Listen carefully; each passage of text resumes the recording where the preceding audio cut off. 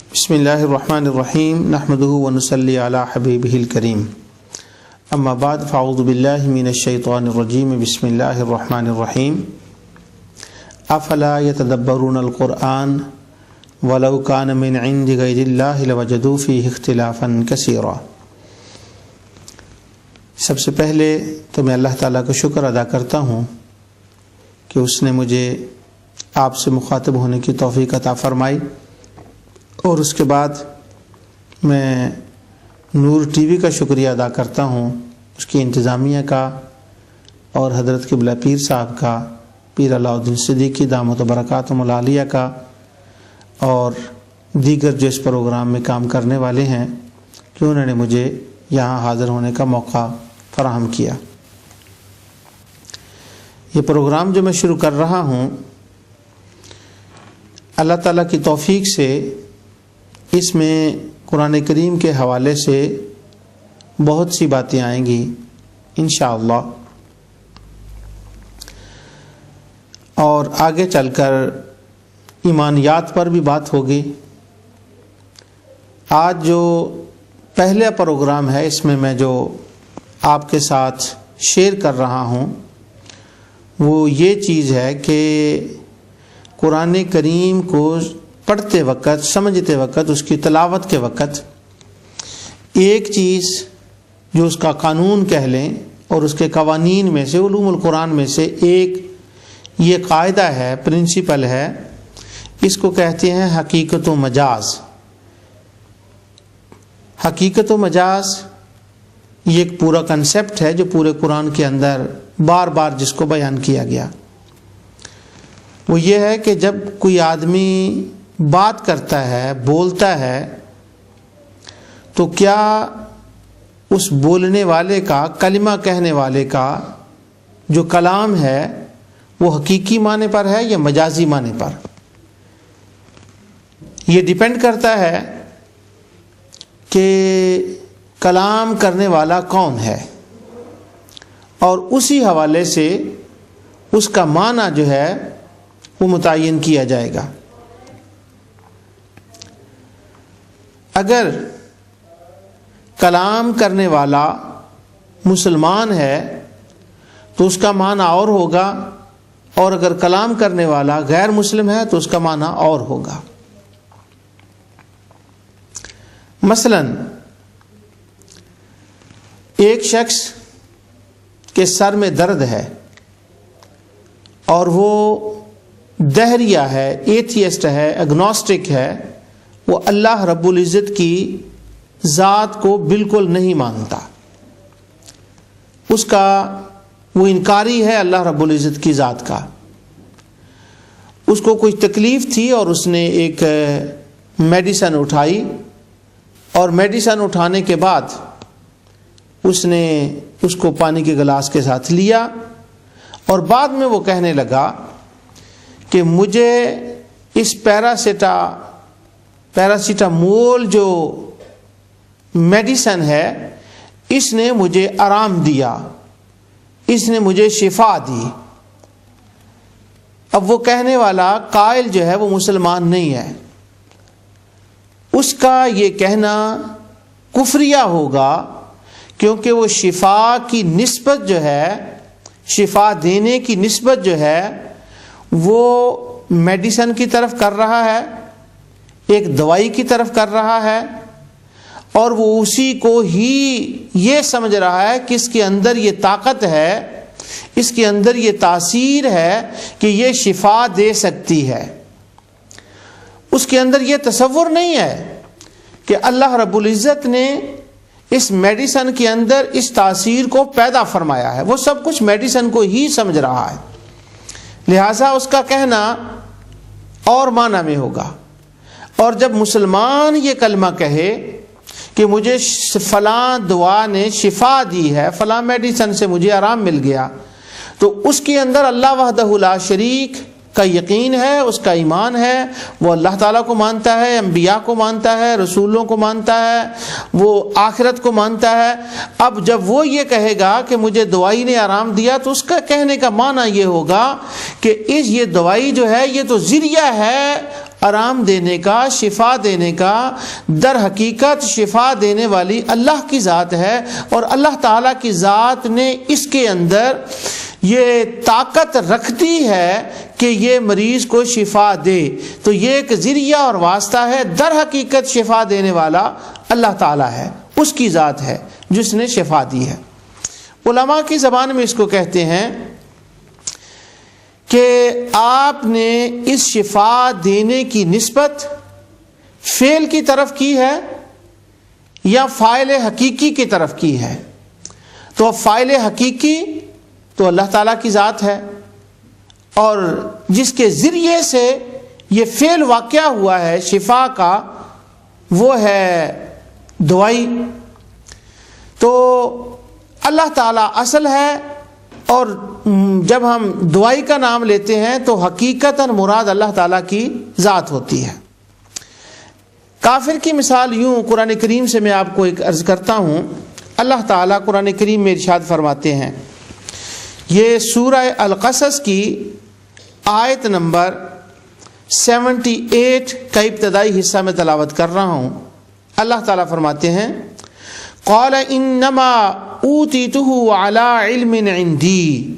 یہ قارون کا قصہ چل رہا ہے کہ جب قارون سے کہا گیا کہ تو اللہ تعالیٰ کے رستے میں کچھ دے، اللہ تعالیٰ نے تجھے بہت عطا فرما رکھا ہے، تو وہ آگے سے کہنے لگا یہ جو کچھ مجھے ملا ہے یہ میرے علم نے مجھے دیا ہے، یہ میرے علم کی وجہ سے مجھے میرے علم نے دیا ہے. اسی طرح قرآن کریم سے دوسری مثال میں عرض کرتا ہوں. یہ سورہ الزخرف ہے اور اس کی آیت نمبر 51 ہے جو میں تلاوت کر رہا ہوں. اللہ تعالیٰ فرماتا ہے، وَنَادَى فِرْعَوْنُ فِي قَوْمِهِ قَالَ يَا قَوْمِ أَلَيْسَ لِي مُلْكُ مِصْرَ وَهَٰذِهِ الْأَنْهَارُ تَجْرِي مِن تَحْتِي أَفَلَا تُبْصِرُونَ. اور فرعون نے اپنی قوم میں یہ اعلان کرا دیا، منادی کرا دی اور کہا ہے میری قوم کیا مصر کا ملک میرا نہیں ہے؟ اب جب فرعون نے یہ کہا کہ کیا مصر کا ملک میرا نہیں ہے، اور قارون نے کہا کہ میرے علم نے مجھے یہ سب کچھ دیا ہے، اب قارون کا کہنا اور فرعون کا کہنا یہ کفر ہے کہ میرا ملک ہے. کیوں کہ فرعون کا خدائی کا دعویٰ تھا، جیسا کہ سورۃ النازعات میں اللہ رب العزت ارشاد فرماتے ہیں کہ اس نے کہا انا ربکم الاعلی، کہ میں بڑا خدا ہوں. اب اس کے خدائی کا دعویٰ تھا، جب اس نے کہا یہ ملک مصر میرا ہے تو اس کا یہ کہنا کفر ہو گیا، شرک ہو گیا، اس کا یہ کہنا درست نہ رہا. اسی طرح جب قارون نے کہا کہ میرے علم نے مجھے دولت دی ہے تو اس کا یہ کہنا کفر ہو گیا. یہاں ہے کہ میں مثال دوں کہ ایک بچہ اللہ تعالیٰ نے اس کو علم دیا، اس کو اچھی جاب مل گئی، ایک اس کا دوست پرانا ملتا ہے اس کو تو وہ کہتا ہے تمہارے پاس اتنی اچھی گاڑی، اتنا اچھا گھر، یہ تمہیں کس نے دیا؟ تو وہ کہتا ہے یہ میری ایجوکیشن نے مجھے، میرے علم نے یہ دیا ہے. اب اس کا یہ کہنا کہ میری ایجوکیشن یا علم نے دیا ہے، اس کا یہ کہنا کفر اور شرک نہیں ہوگا، کیونکہ اس کے اندر ایمان ہے، وہ اللہ وحدہ لا شریک کو خدا مانتا ہے، اپنا خالق و مالک مانتا ہے، اس کو وہ اپنا رازق مانتا ہے، اور قیامت کو وہ مانتا ہے، اور انبیاء کا ارکان اسلام پر اس کا ایمان ہے. اب جب اس نے اس کی نسبت اپنے علم کی طرف کی تو اس کا نیت یہ ہے، وہ معنی اس کا یہ ہے کہ مجھے یہ اچھی گاڑی جس نے دی ہے، وہ ایجوکیشن نے دی ہے، در حقیقت اللہ کی ذات عطا فرمانے والی ہے، مگر ظاہراً جو اس کا سبب بنا ہے، جس کی وجہ سے یہ مجھے ملی ہے، وہ میری ایجوکیشن ہے اور میرا یہ علم ہے. لیکن یہی بات ہے جب قارون نے کہی تو اس کا معنی کچھ اور تھا، اور مسلمان نے جب یہ بات کہی تو اس کا معنی کچھ اور ہے. اسی طرح ہم اس کو حقیقت و مجاز کہتے ہیں کہ مجازن اس نے اپنی تعلیم کا نام لیا، اس کی طرف نسبت کی، مگر حقیقتاً اللہ تعالیٰ کی طرف وہ نسبت ہے، یہ صرف ذریعہ اور واسطہ ہے درمیان میں. اس کی ایک مثال اور میں عرض کروں کہ ہم عام طور پر اپنی زبان میں یہ لفظ استعمال کرتے ہیں کہ دریا بہہ رہا ہے، حالانکہ بہتا تو اس کے اندر پانی ہے، دریا تو نہیں بہہ رہا ہوتا، وہ پانی بہہ رہا ہوتا ہے. لیکن ہم کیوں کہتے ہیں کہ دریا بہ رہا ہے؟ وہ دریا کے تو کنارے ہیں اور کناروں کے درمیان سے وہ پانی چل رہا ہے، تو دریا تو وہیں کھڑا ہے، اس کے کنارے تو وہیں کھڑے ہیں، وہ تو چینج ہی نہیں ہوئے، درمیان سے پانی چل رہا ہے۔ تو وہ کہیں گے کہ نہیں، پانی جو ہے وہ دریا کے ذریعے سے چل رہا ہے، اس لیے کہہ دیا کہ دریا چل رہا ہے۔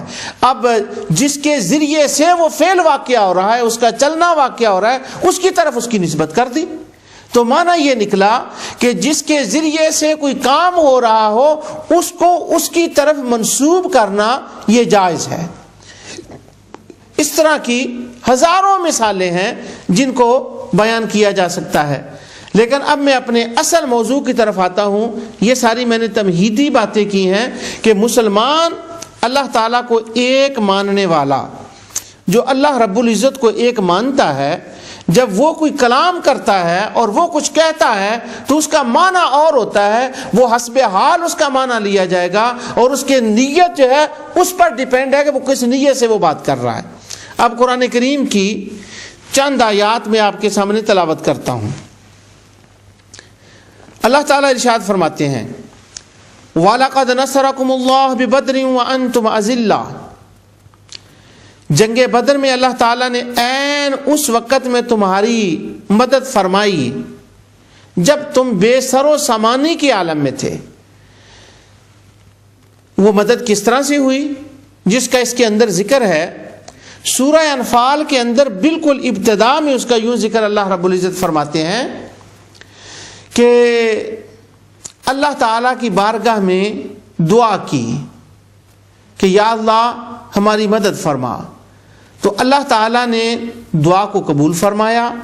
انی ممدکم بالف من الملائکہ، اللہ رب العزت نے وعدہ فرما لیا کہ میں 1000 فرشتے کے ساتھ تمہاری مدد کروں گا۔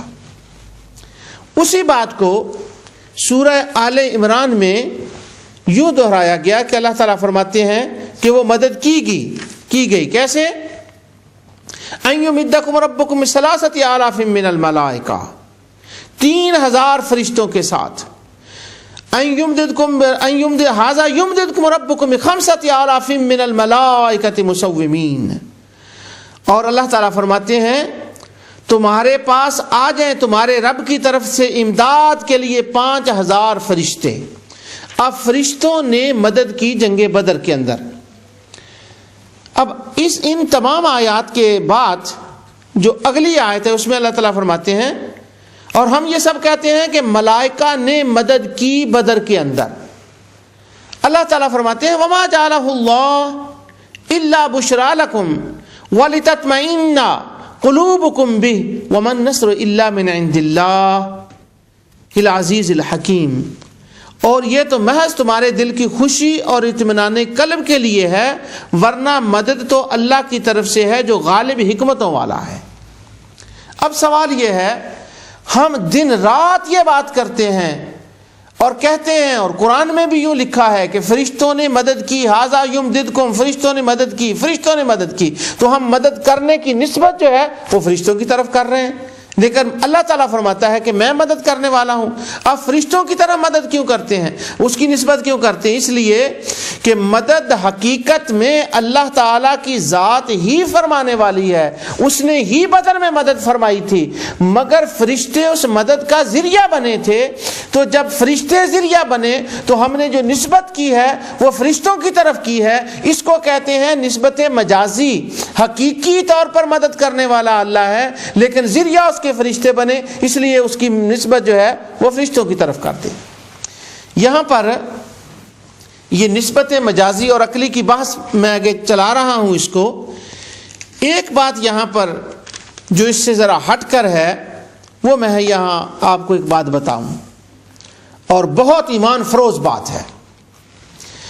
سورہ انفال میں ہے کہ اللہ تعالیٰ کے سامنے حضور نبی کریم صلی اللہ علیہ وسلم نے دعا فرمائی کہ یا اللہ ہماری مدد فرما۔ اللہ تعالیٰ نے مدد کا وعدہ یوں فرمایا، انی ممدکم بالف من الملائکہ، کہ تمہاری مدد کی جائے گی 1000 فرشتے کے ساتھ۔ 1000 فرشتے کا وعدہ ہو گیا۔ اب جب میدان بدر میں مسلمانوں کی فوجیں کھڑی ہو گئیں اور کھڑی ہونے کے بعد کفار کی فوجیں بھی سامنے ہیں، تو کسی نے آ کر رسول اللہ صلی اللہ علیہ وسلم کو یہ بتایا، کسی صحابی نے، کہ یا رسول اللہ صلی اللہ علیہ وسلم، کافروں کی مدد کے لیے تو کچھ اور لوگ آ رہے ہیں ان کے ساتھی جو ان کی مدد کریں گے۔ تو حضور صلی اللہ علیہ وسلم نے اب یہاں دوبارہ دعا نہیں مانگی۔ قرآن کریم اللہ تعالیٰ فرماتے ہیں اِذْ تَقُولُ لِلْمُؤْمِنِينَ أَلَنْ يَكْفِيَكُمْ أَنْ يُمِدَّكُمْ رَبُّكُمْ بِثَلَاثَةِ آلَافٍ مِّنَ الْمَلَائِكَةِ مُنزَلِينَ۔ اللہ اکبر۔ اور یہ اللہ تعالیٰ فرماتے ہیں جب آپ مومنوں سے کہہ رہے تھے، مومنوں کو تسلی دے رہے تھے، کس بات سے؟ انہوں نے کہا ان کی مدد اور آ رہی ہے، تو حضور تسلی کیسے دے رہے ہیں؟ فرماتے ہیں اَن يُمِدَّكُمْ، اگر ان کے اور آ رہے ہیں تو تم کیا ہو گیا کہ آسمان سے تمہارے لیے 3000 فرشتے اگر اللہ اتار دے تو یہ تمہارے لیے کافی نہیں ہوں گے؟ اب دعا نہیں مانگی، کہا 3000 اور آ جائیں گے، اور اللہ تعالیٰ اتار دے گا، آ جائیں گے تو کیسا ہے؟ کچھ وقت گزرا، ایک بندے نے اور آ کر کہا یا رسول اللہ صلی اللہ علیہ وسلم، کچھ اور لوگ ان کی مدد کے لیے آ رہے ہیں۔ تو حضور نبی کریم صلی اللہ علیہ وسلم ان سے یوں فرماتے ہیں بلا ان تصبروا وتتقوا وَيَأْتُوكُم مِّن فَوْرِهِمْ هَٰذَا يُمْدِدْكُمْ رَبُّكُمْ بِخَمْسَةِ آلَافٍ مِّنَ الْمَلَائِكَةِ مُصَوِّمِينَ۔ کیوں نہیں؟ ہاں اگر تم صبر کرو، پرہیزگاری کرو، اور یہ لوگ اسی دم تمہارے پاس آ جائیں، تمہارا رب تمہاری امداد 5000 فرشتوں سے فرما دے گا۔ اب وعدہ تو 1000 کا تھا، اب حضور فرما رہے ہیں کہ 3000 اور آ جائیں گے، 5000 اور آ جائیں گے۔ تو یہ دعا کے بغیر کہا جا رہا ہے۔ ادھر مصطفیٰ یوں فرما رہے ہیں، ادھر اللہ رب العزت اپنی رحمت سے فرشتوں کو حکم دے رہا ہے کہ تیار ہو کے کھڑے ہو جاؤ، ادھر مصطفیٰ کا پیغام آئے اور تم نیچے چلے جانا، اور اللہ تعالیٰ فرماتا ہے وہ خاص مصومین، خاص نشانی والے فرشتے جو ہیں وہ آ جائیں گے۔ سبحان اللہ۔ یہاں سے رسول اللہ صلی اللہ علیہ وسلم کا جو مرتبہ اللہ رب العزت کے ہاں ہے اس کا اندازہ فرمائیں کہ جو یہاں وہ فرش پہ کہہ دیں عرش پر وہ پورا ہو جاتا ہے۔ وہ دعا کی صورت میں نہ کہیں بلکہ جو یوں ہی فرما دے تو میرا رب اس کو اس کو پورا فرما دیتا ہے۔ تو یہ بات درمیان میں آ گئی تھی۔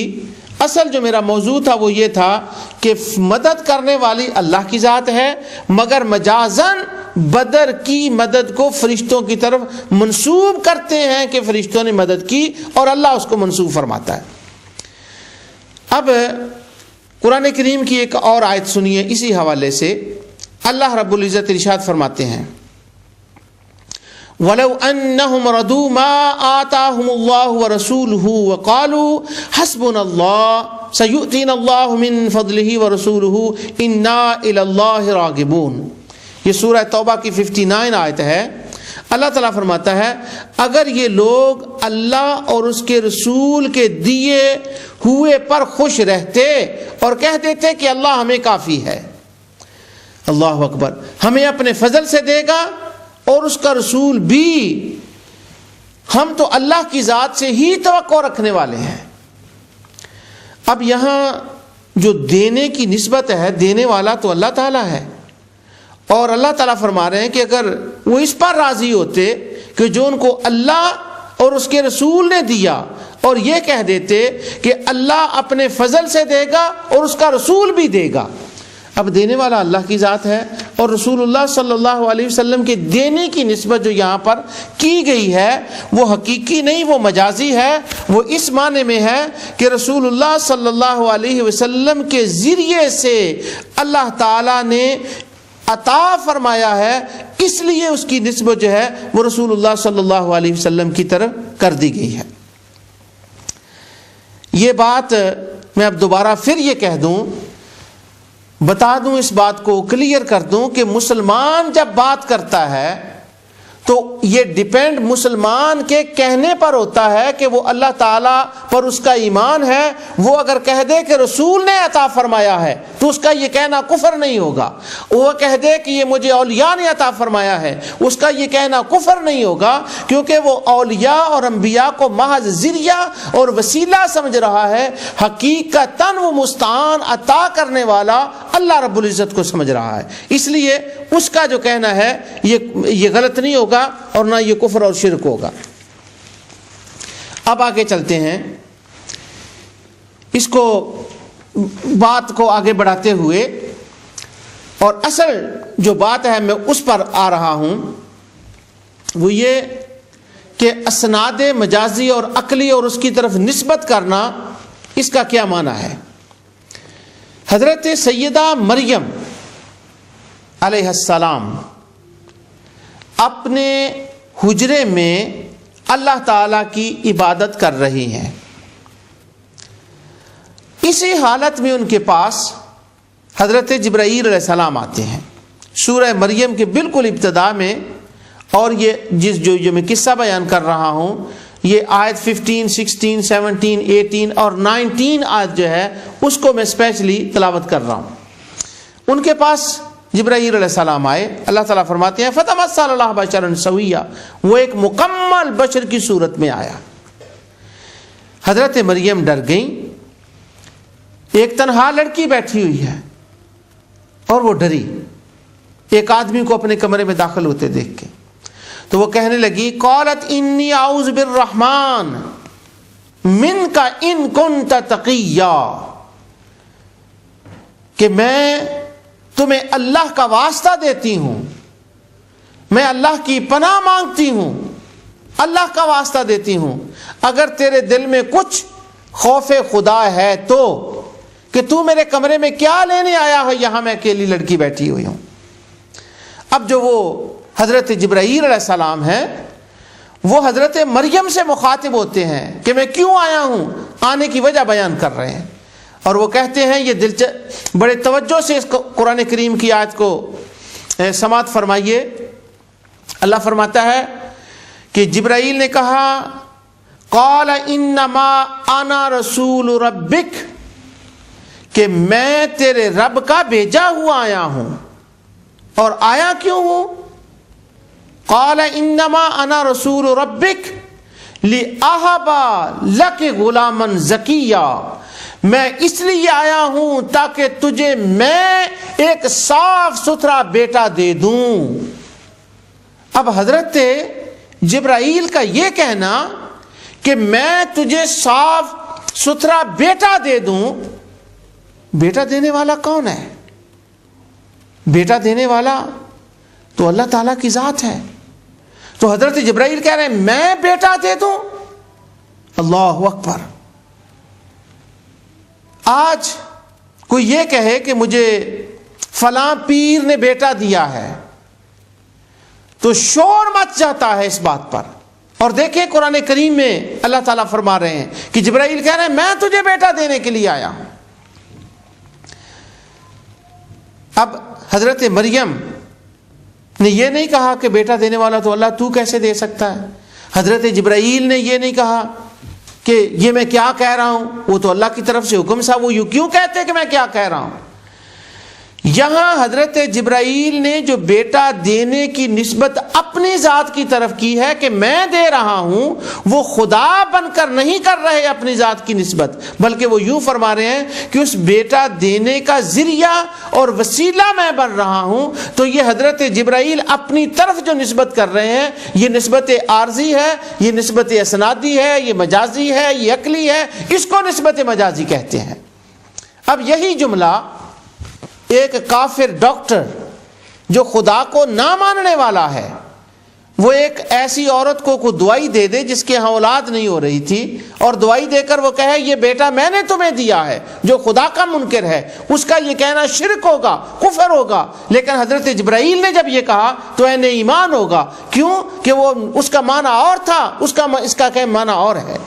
یہاں میں ایک آپ کو بات سناؤں. ایک بچی تھی، اس کے ہاں اولاد نہیں ہوتی تھی، وہ میرے پاس آئی تو کہنے لگی کہ میرے ہاں اولاد نہیں، اللہ تعالیٰ سے آپ دعا کریں اور مجھے کچھ پڑھنے کے لیے بتائیں۔ میں نے اسے کچھ پڑھنے کے لیے بتایا اور میں نے کہا کہ پاکستان تم نے کب جانا ہے؟ وہ میرپور کی رہنے والی تھی۔ وہ کہنے لگی میں فلاں دن فلاں مہینے میں جا رہی ہوں۔ تو میں نے کہا جب وہاں جائیں تو کھڑی شریف ضرور جانا، اور وہاں حضرت میاں محمد صاحب رحمۃ اللہ تعالی علیہ اور دمڑی والی سرکار رحمۃ اللہ علیہ کے مزار پہ حاضری دینا، اور وہاں جا کر دعا کرنا، اور وہاں جا کر منت ماننا، اور اللہ تعالیٰ کے آگے دعا کرنا کہ اللہ تعالیٰ تیری گود کو بھر دے۔ وہ گئی اور وہ جا کر اس نے دعا کی اور منت مانی، اور منت یوں مانی کہ یا رب العالمین مجھے ان بزرگوں کے وسیلے سے، اس پاک جگہ کے وسیلے سے تو بچہ عطا فرما، اور یہاں آ کر میں 2 دیگیں پکاؤں گی اور وہ ان مسافروں کو اور زائرین کو تقسیم کروں گی، اور اس کا ثواب ان بزرگوں کو بخشوں گی اور تیرا شکر ادا کروں گی۔ اس نے یہ منت مانی، اللہ نے اس کو بیٹا عطا فرما دیا۔ جب اللہ رب العزت نے اس کو بیٹا عطا فرمایا تو اس نے اس کا نام رکھ دیا پیرا دتا۔ جب پیرا دتا اس کا نام ہوا تو لوگوں میں شور مچ گیا کہ یہ کیا تو نے کیا، یہ تو شرک ہو گیا، دینے والا تو اللہ، بیٹا دیتا تو اللہ ہے، اور پیرا دتا یہ کیسا نام رکھ دیا؟ اب اس نے یہ جواباً یہ بات کہی کہ قرآن کریم میں اللہ تعالیٰ فرماتے ہیں کہ قال انما انا رسول ربک، حضرت جبرائیل نے کہا تھا کہ میں تجھے بیٹا دینے کے لیے آیا ہوں۔ حضرت جبرائیل کیسے بیٹا دے سکتے ہیں؟ تو انہوں نے کہا کہ وہ جبرائیل نے بیٹا نہیں دیا تھا، بیٹا تو اللہ نے دیا تھا، جبرائیل تو صرف اس کا واسطہ اور ذریعہ بنا تھا۔ تو وہ بچی کہنے لگی جس طرح سے جبرائیل واسطہ اور ذریعہ بنا تھا، یہ کھڑی شریف پر جہاں میں گئی ہوں وہاں جو میں نے دعا کی ہے، وہ پیر بھی، وہ فقیر، وہ اولیاء اللہ بھی اس بیٹا دینے کا ذریعہ بنے ہیں کہ وہاں میری دعا کی قبولیت ہوئی ہے۔ یہ جو میں نسبت ان کی طرف کر رہی ہوں یہ حقیقی معنی میں نہیں کر رہی، یہ مجازی معنی میں کر رہی ہوں۔ جس طرح جبرائیل کی طرف نسبت کرنا جائز ہے، اسی طرح کھڑی شریف کی طرف نسبت کرنا بھی جائز ہے کہ ان بزرگوں نے مجھے بیٹا دیا، لیکن میرا دل اور یقین اور ایمان یہی ہے کہ حقیقتاً بیٹا دینے والا اللہ تعالیٰ کی ذات ہے۔ اب سبحان اللہ، یہ ہے مسلمان کی نیت۔ اب ہم نعتوں میں، تقاریر میں، باتوں میں یہ بات کہتے ہیں یہ رسول اللہ کا کرم ہے، یہ سرکار نے عطا فرمایا، یہ فلاں بزرگ نے عطا کیا۔ تو میرے دوستوں، بھائیوں، بچوں، بہنوں، بچیوں، جب یہ کہا جاتا ہے تو مسلمان جب کہتا ہے تو اس کا ایمان اللہ کی ذات پر ہوتا ہے، وہ سبب کی طرف نسبت کرتا ہے، لیکن مراد اس کی مسبب ہوتی ہے جو اللہ تعالیٰ کی ذات ہے۔ نام سبب کا لیتا ہے لیکن اصل مراد اللہ تعالیٰ کی ذات ہوتی ہے، اس کے دل میں ہوتا ہے۔ اور پھر وہ ایسا کیوں نہیں نام لیتا؟ اللہ تعالیٰ کا ڈائریکٹلی نام کیوں نہیں لیتا؟ وہ اس لیے کہ قرآن کریم میں یہ جائز ہے، قرآن میں اس کا اس طرح سے نام لیا گیا، اور وہ جانتا ہے کہ اللہ رب العزت میرے دلوں کے حال کو جانتا ہے، کہ خدا جانتا ہے کہ کہنے والے کی نیت کیا ہے۔ یہ مسلمان ہے، اس کا میری ذات پر ایمان ہے، یہ صرف ذریعے کی طرف جو نسبت کر رہا ہے یہ نسبت عارضیہ ہے، حقیقی نہیں ہے، فاعل حقیقی وہ مجھے ہی سمجھتا ہے۔ اب آگے چلیے، یہ مثال میں نے دی قرآن کریم کی آیات، اب میں آپ کو آگے پڑھ کر سناتا ہوں۔ یہ قرآن کریم کی آیات جو میں آپ کے سامنے تلاوت کر رہا ہوں، اس کے بعد یہ سورہ یوسف کی ہے، اور یہ 93 آیت ہے جو آپ کے سامنے میں تلاوت کر رہا ہوں۔ اللہ رب العزت ارشاد فرماتے ہیں، حضرت یوسف علیہ السلام مصر میں تھے، ان کے والد ماجد سیدنا یعقوب علیہ السلام کنعان میں تھے۔ وہ بیٹے کی جدائی میں ان کی آنکھوں میں تکلیف ہو گئی، یہ قصہ مشہور آپ جانتے ہیں۔ تو حضرت یعقوب علیہ السلام، یوسف علیہ السلام کہتے ہیں کہ اذهبوا بقمیصی ھذا فالقوه علی وجہ ابی یأتی بصیرا واتونی باہلکم اجمعین، یہ میرا کرتا تم لے جاؤ اور اسے میرے والد کے منہ پر ڈال دو کہ وہ دیکھنے لگیں۔ اللہ اکبر۔ اب یہ دیکھیں، وہ آدمی کرتا لے کر گیا حضرت یوسف علیہ السلام کا، اس نے جا کر جب حضرت یعقوب علیہ السلام کے پاس پہنچا تو اللہ تعالیٰ فرماتے ہیں فلما ان جاء البشیر القاہ علی وجہہ فرتد بصیرا، جب وہ خوشخبری دینے والے نے پہنچ کر ان کے منہ پر کرتا ڈالا تو وہ اسی وقت پھر وہ بینا ہو گئے، ان کی نظر درست ہو گئی۔ اب حضرت یوسف علیہ السلام جو کرتے کی نسبت کر رہے ہیں اس کی طرف کہ یہ کرتا میرا لے جاؤ، اور جب کرتا لے جاؤ گے تو میرے باپ کے چہرے پر ڈالو گے تو اس کی بینائی واپس آ جائے گی، تو یہ شفا دینے کی، بینائی واپس لانے کی یہ جو نسبت کر رہے ہیں حضرت یوسف علیہ السلام، یہ کس کی طرف نسبت کر رہے ہیں؟ کرتے کی طرف۔ فرمایا میرا کرتا لے جاؤ، میرے کرتے میں یہ طاقت ہے کہ اس سے اس کی بینائی لوٹ آئے گی۔ سبحان اللہ۔ بینائی کس نے لوٹائی؟ اللہ تعالیٰ نے۔ بینائی لٹانے والا کون؟ اللہ۔ لیکن یہاں تذکرہ کس کا ہو رہا ہے؟ کرتے کا۔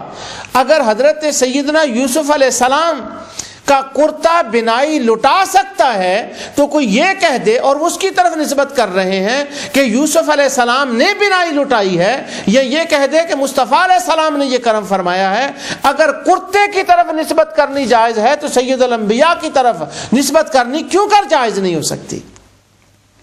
تو یہ نسبت جو ہے یہ مجازی ہے، اور قرآن کریم میں اس کو بار بار جو ہے وہ اللہ تعالیٰ نے بیان فرما دیا۔ سورہ یوسف کے اندر اسی سے پہلے میں وہ آیت بھی آپ کو پڑھ کر سنا دوں۔ حضرت یوسف علیہ السلام جیل میں تھے، ان کے پاس دو جیل کے ساتھی آئے، انہوں نے کوئی خواب کی تعبیر پوچھی، یوسف علیہ السلام نے ان کو خواب کی تعبیر بتا دی، جیسے کہا تھا اسے ہو گیا۔ فرمایا ایک آدمی چھوٹ جائے گا، دوسرے کو صلیب پر لٹکا دیا جائے گا، وہ ایک چھوٹ گیا، دوسرے کو صلیب پر لٹکا دیا۔ اب جس کو چھوڑ دیا گیا تھا، یہ آیت 40 ہے اس کی، سورہ یوسف کی، جس کو چھوڑا گیا تھا اس سے یوسف علیہ السلام فرماتے ہیں اذکرنی عند ربک، جب تو اپنے بادشاہ کے پاس جائے تو اس کے سامنے میرا ذکر کرنا۔ ذکر کرنے سے کیا مراد ہے؟ کہ وہ جانتے تھے کہ یوسف علیہ السلام بے گناہ ہیں، ان کا کوئی جرم نہیں ہے، ان کو ایسے ہی قید خانے میں رکھا گیا ہے، تو آپ نے فرمایا ان کے میرے بارے میں ذکر کرنا کہ وہ بے گناہ بندہ پڑا ہوا ہے وہاں پر جیل میں۔ اللہ رب العزت ارشاد فرماتے ہیں فَأَنْسَاهُ الشَّيْطَانُ، جب وہ آدمی باہر نکلا تو شیطان نے اسے بلا دیا۔ فَأَنْسَاهُ الشَّيْطَانُ، شیطان نے اسے بلا دیا۔ اب بلانے کی طرف در حقیقت بلانے والا کون ہے؟ وہ تو اللہ تعالیٰ کی ذات ہے۔ اللہ کے حکم کے سوا، اللہ کی ذات کے سوا کائنات میں کچھ نہیں ہو سکتا، لیکن شیطان کو اس نے خود ہی طاقت عطا فرمائی ہے۔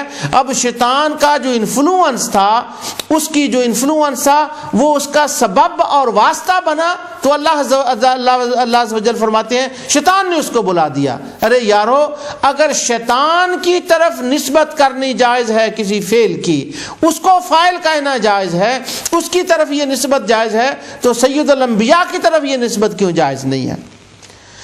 اب آگے سنیے، میں آپ کو بتاؤں، سبحان اللہ، سورہ سجدہ اور آیت نمبر 11، یہ سورہ سجدہ کی آیت نمبر 11 میں اللہ رب العزت ارشاد فرماتے ہیں قُلْ يَتَوَفَّاكُمْ مَلَكُ الْمَوْتِ، یہ ملک الموت ہے جو تمہیں وفات دیتا ہے، تمہیں مارتا ہے ملک الموت۔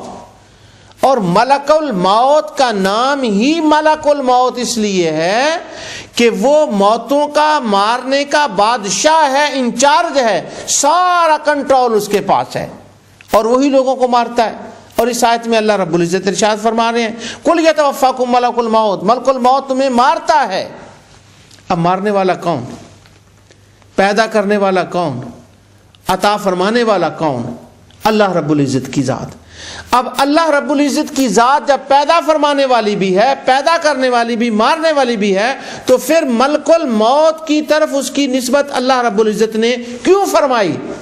یہ اس لیے فرمائی کہ در حقیقت مارنے والی اللہ کی ذات ہے، مگر روحوں کے قبض کرنے پر اس کی ڈیوٹی ہے، اور وہ مارنے کا ذریعہ، جان نکالنے کا ذریعہ اور واسطہ بنتا ہے. اس واسطے کی وجہ سے اللہ تعالیٰ نے اس کی طرف اس کی نسبت فرما دی. سبحان اللہ. اور سنیے، یہ سورہ احزاب کی آیت نمبر 37 ہے.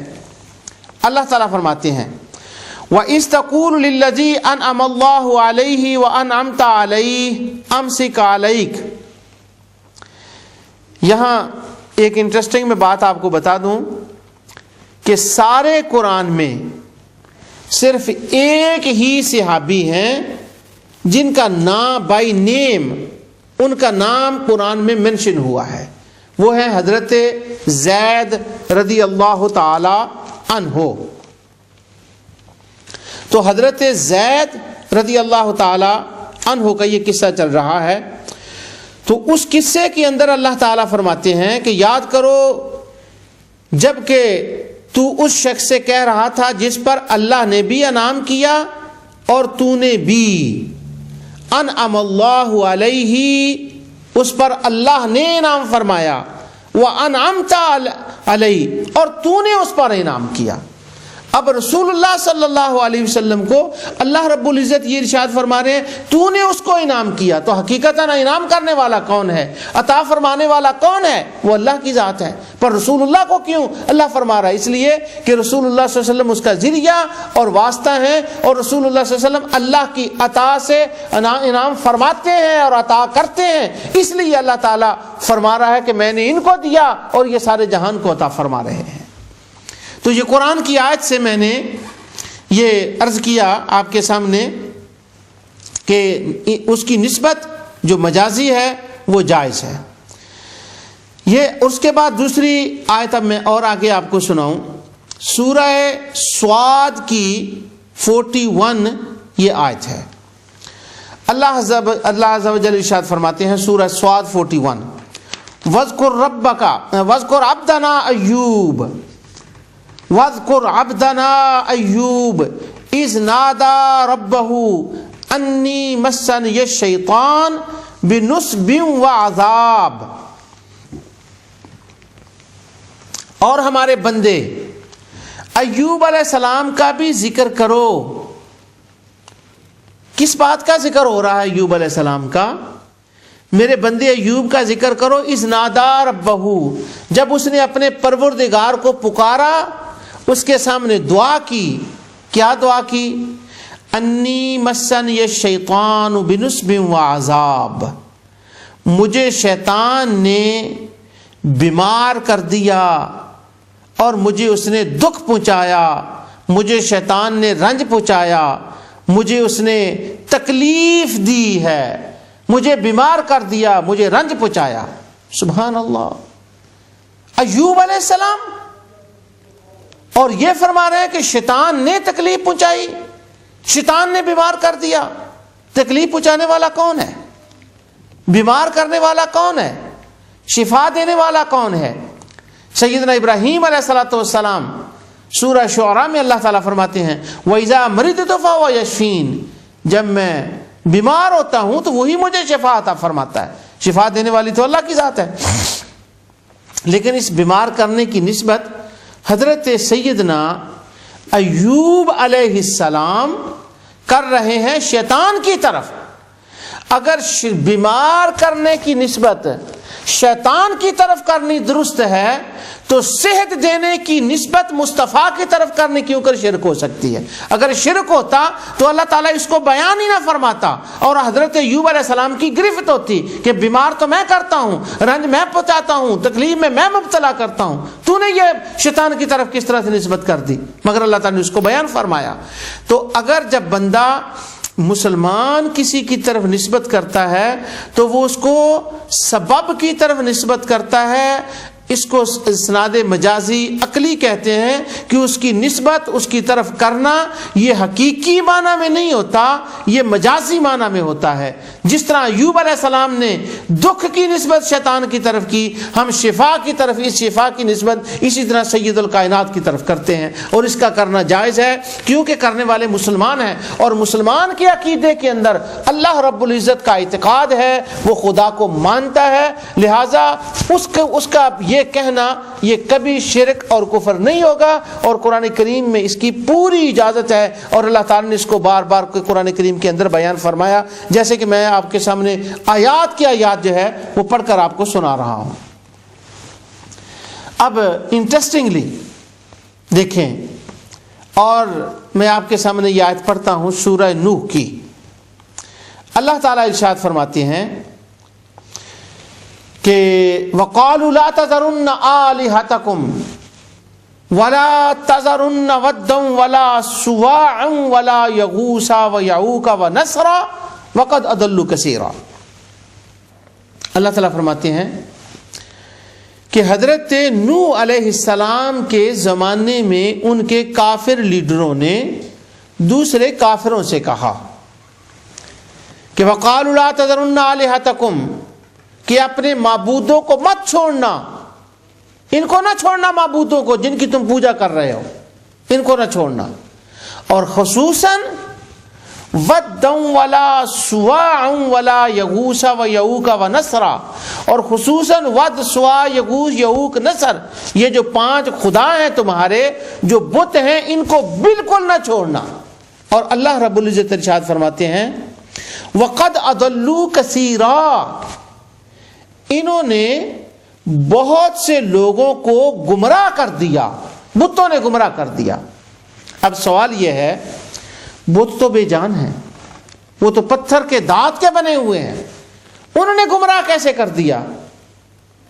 تو علماء فرماتے ہیں کہ اس کا معنی یہ ہے کہ چونکہ وہ بت ان کی گمراہی کا ذریعہ اور سبب بنے تھے، تو اللہ تعالیٰ بتوں کی طرف سبب ہونے کی وجہ سے نسبت فرما رہا ہے کہ انہوں نے گمراہ کر دیا۔ اللہ اکبر۔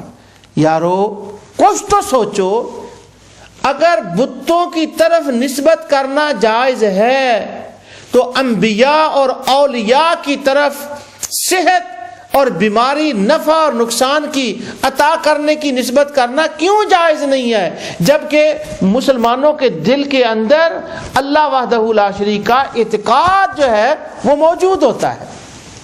یہاں پر ایک سوال ہوگا کہ بت گمراہ کر سکتے ہیں؟ ہاں کر سکتے ہیں، اس لیے کہ وہ ذریعہ بنتے ہیں، وہ ذریعہ ہیں۔ سورہ ابراہیم آیت 35 اور 36 میں ہے کہ اللہ تعالیٰ فرماتے ہیں کہ حضرت ابراہیم علیہ السلام نے جب دعا کی تھی وَإِذْ قَالَ إِبْرَاهِيمُ رَبِّ اجْعَلْ هَٰذَا الْبَلَدَ آمِنًا وَاجْنُبْنِي وَبَنِيَّ أَن نَّعْبُدَ الْأَصْنَامَ، کہ یا رب العالمین مجھے اور میرے بیٹوں کو، میری اولاد کو اس بات سے محفوظ فرما دے، اپنی پناہ میں لے لے کہ کوئی ہم میں سے بتوں کی عبادت نہ کرے، ان نعبد الاصنام، یہ کہ کوئی بتوں کی عبادت کرے۔ آگے حضرت ابراہیم علیہ السلام بتوں کی ڈسکرپشن اور ان کی پاور بتا رہے ہیں۔ رب انہن اضللن کثیرا من الناس، کیوں اے میرے پروردگار ان بتوں اصنام نے بہت سے لوگوں کو گمراہ کر دیا ہے، اس لیے آپ دعا کر رہے ہیں کہ ہمیں یا اللہ بچانا، ہمیں ان کی بات نہ کریں کیونکہ جو انہوں نے گمراہ کر دیا۔ اب بتوں نے کیسے گمراہ کر دیا؟ تو وہی جواب ہے کہ بت فی نفس ہی گمراہ نہیں کرتے، وہ تو بے جان ہوتے ہیں، وہ گمراہی کا سبب بنتے ہیں۔ ابراہیم علیہ السلام ان کی طرف جو نسبت کر رہے ہیں وہ نسبت مجازی ہے۔ تو آخری قرآن اس ٹاپک کی میں ایک اور آیت پڑھ کے ختم کر رہا ہوں کہ اللہ تعالیٰ ارشاد فرماتے ہیں سورہ مزمل میں اور آیت 17 میں، قیامت کا ذکر ہے۔ اللہ تعالیٰ فرماتا ہے یوم یجعل الولدان السماء شیبا، کہ اس دن کا کیا بات ہے، یجعل الولدان شیبا، کہ وہ دن اتنا سخت ہوگا کہ وہ دن بچوں کو بوڑھا کر دے گا۔ اب بچوں کو بوڑھا کرنے والی اللہ تعالی کی ذات ہے، دن نہیں ہے، مگر اللہ رب العزت فرماتے ہیں دن بوڑھا کر دے گا۔ تو یہ نسبت کس طرح سے ہے؟ یہ نسبت حقیقی نہیں، یہ مجازی ہے، یعنی اس کی ہیبت سے بوڑھے ہو جائیں گے۔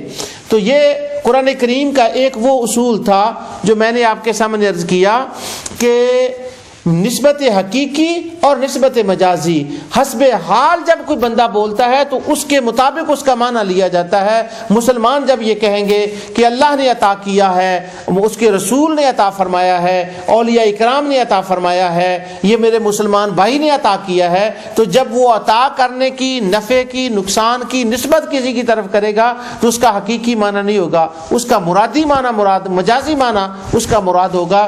اس کو حقیقت و مجاز کا قانون کہتے ہیں۔ قرآن کریم کے اندر بہت سی ایسی آیات ہیں جن میں یہ فلسفہ جو ہے وہ بیان کیا جاتا ہے اور چیزوں کی نسبت جو ہے وہ کرنے والوں کی طرف کی جاتی ہے۔ سورہ مائدہ میں 38 میں اللہ تعالیٰ فرماتے ہیں وَالسَّارِقُ وَالسَّارِقَةُ فَاقْطَعُوا أَيْدِيَهُمَا جَزَاءً بِمَا كَسَبَا نَكَالًا مِّنَ اللَّهِ، جو چوری کرنے والا ہے اور چوری کرنے والی ہے ان دونوں کے ہاتھ کاٹ دو، وہ جو انہوں نے کیا ہے۔ اب کرنے کی نسبت بندے کی طرف ہے۔ ہم نماز پڑھتے ہیں، کس نے نماز پڑھی؟ میں نے نماز پڑھی، میرے دوست نے نماز پڑھی، یعنی کرنے کرانے کی نسبت ہم اپنی طرف اس لیے کرتے ہیں، بندوں کی طرف اس لیے کرتے ہیں کہ وہ فعل ان کے ذریعے سے واقعہ ہوتا ہے۔ اسی طرح خدا کی رحمتیں اور اس کی عطائیں جو ہوتی ہیں اس کائنات کے اندر، وَمَا أَرْسَلْنَاكَ إِلَّا رَحْمَةً لِّلْعَالَمِينَ، اللہ تعالیٰ فرماتے ہیں کہ میں نے اپنے حبیب کو تمام جہانوں کے لیے رحمت بنا کے بھیجا۔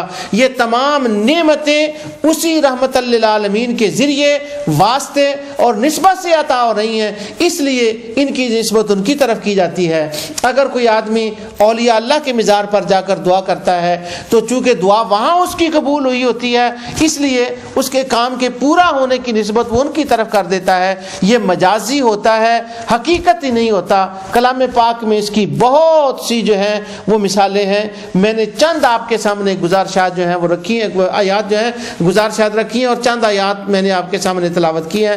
میں اللہ تعالیٰ کی بارگاہ میں دعا گو ہوں کہ اللہ رب العزت اپنے حبیب کے صدقے سے جو کچھ میں نے کہا اس کو قبول فرمائے اور ناظرین کو اور سامعین جو ہیں ان کو اس بات کی تہ تک پہنچنے کی توفیق عطا فرمائے کہ ایک نسبت حقیقی ہوتی ہے، ایک مجازی ہوتی ہے۔ جب یہ کہنے والا کہتا ہے کہ یہ معنی ہے، یہ انہوں نے عطا کیا ہے، تو اس کا معنی مسلمانوں کے حساب سے لینا چاہیے، کافروں کے حساب سے نہیں لینا چاہیے، کیونکہ جب کافر کہے گا کہ میں مصر کا مالک ہوں، جب کافر کہے گا یہ علم، یہ خزانہ، یہ ساری دولت مجھے میرے علم نے دی ہے، اس کا معنی اور ہوگا، اور جب مسلمان کہے گا اس کا معنی اور ہوگا۔ اللہ رب العزت اس کو قبول فرمائے۔ وما علینا الا البلاغ۔